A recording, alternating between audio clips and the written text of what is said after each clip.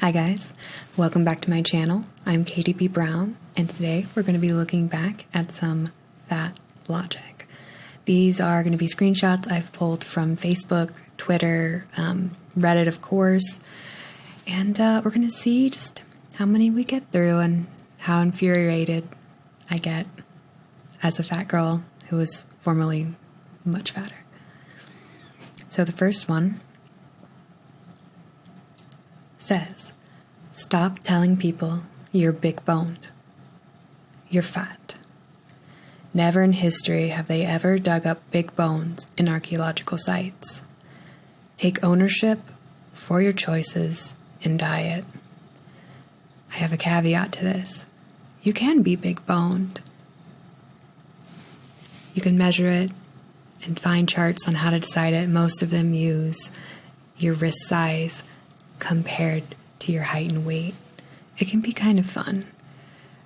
But what it doesn't take into account is when you're so fat, the circumference of your wrist is huge. So even if you are big boned, it probably only adds a couple pounds to your total weight. I fell into this comforting lie myself many times. You need to wake up. You're fat. Do something about it.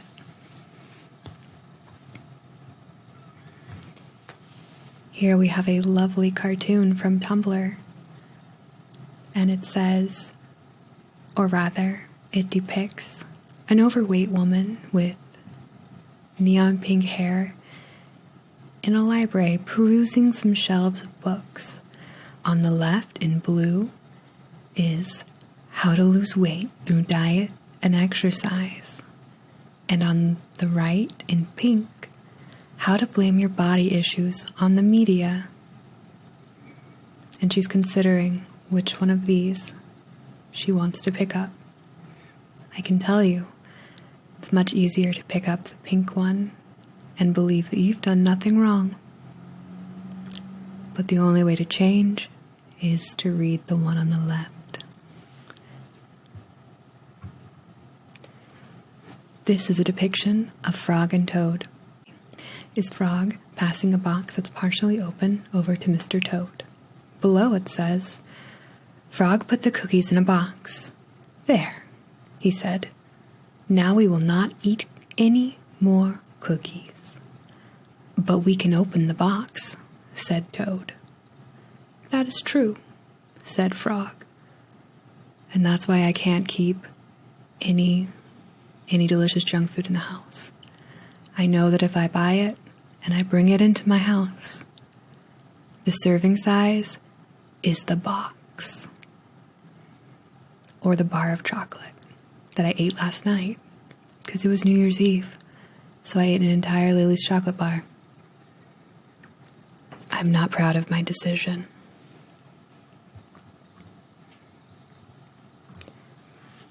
The next lovely post begins with person A saying, how does your asshole chafe? The original poster responds, my ass fat rubs together, creating friction, which leads to chafing, which leads to a rash, which leads to a moldy yeast. It's a cycle of my life. And the second responder, the person in blue, says, losing weight sounds like a better solution than having a permanent yeast infection on your ass. And the original poster says, fuck that. It's a harsh reality that when you're bigger, it's harder to clean yourself. And you have many more areas where bacteria and things like mold and yeast can grow. For women and men, it can be under the breasts, in the stomach rolls, even in the butt. It's a harsh reality, but it's your fault, and it's easy to fix. Have better hygiene and lose some weight.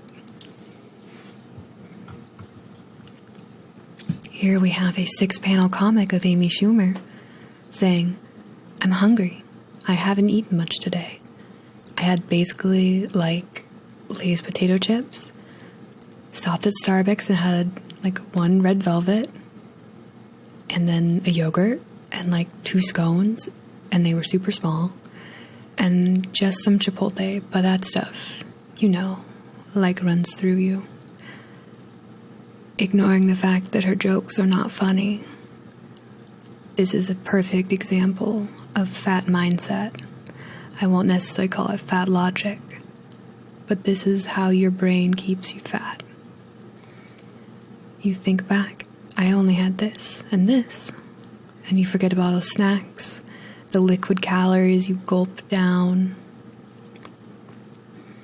A coworker on Tuesday came in very proud and happy of her healthy keto protein thick shake for breakfast from Smoothie King.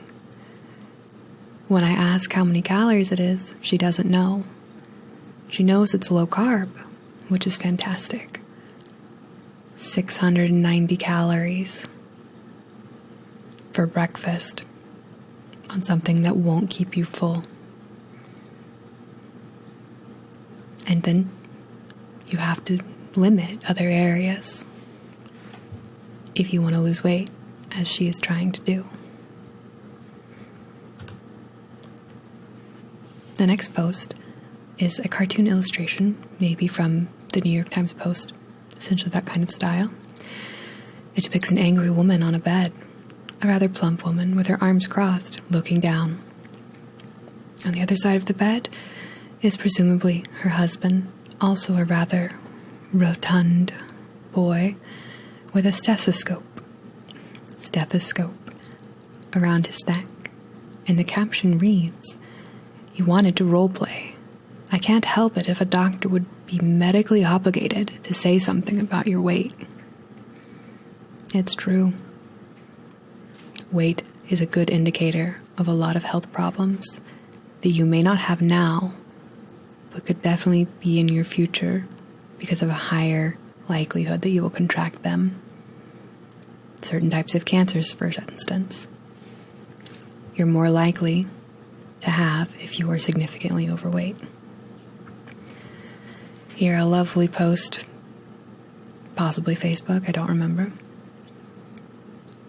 And poster in red says, "Fat girls can't, ... Enough of this shit. They can and they will, buddy." And the responder says, "Fat girls can be skinny. You can do it. It's hard, but you can do it."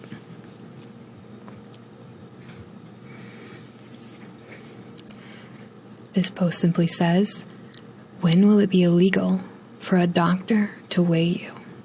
I don't see why it matters, and the number of people it doesn't bother for one reason or another seems like probably very, very, very statistically small. Question mark, question mark, question mark, question mark, question mark, question mark. Give us a break." No. How are you going to know if you have fluid collecting around your heart and your weight has jumped 30 pounds? Or say you've suddenly lost 20 because diabetes has found you and you're no longer processing sugar the correct way. There are many illnesses where a sudden weight fluctuation one way or the other can be a good first indicator. You catch it early, you might be able to prevent it entirely. And here we have a lovely post. Looks like old school Tumblr by the formatting. "Why hello there, Thunder Thighs" says, "When I started losing weight, I noticed people started talking to me or being nicer to me, and that my husband started being more affectionate towards me. I would lay in bed and think, fuck man, people didn't like me before because I was fat. And I would feel bad. The kind of bad that you feel in your bones that makes your body ache. I didn't like to think my worth was directly tied to my weight. What I've come to realize is that it's me. I'm nicer. I'm more approachable. I'm in better moods. I smile. people want to talk to me because I want to talk to people. My husband is more affectionate with me because I'm more affectionate with him. They weren't measuring my worth by my weight. I was. I think this post is great. It gets over the victim mentality of other people control my mindset and how I interact with the world. At the end of the day, you do. And that does it for today's r/fatlogic. I hope you enjoyed the episode. Leave a like, comment, and subscribe if you did. I'd really appreciate it. Bye, guys.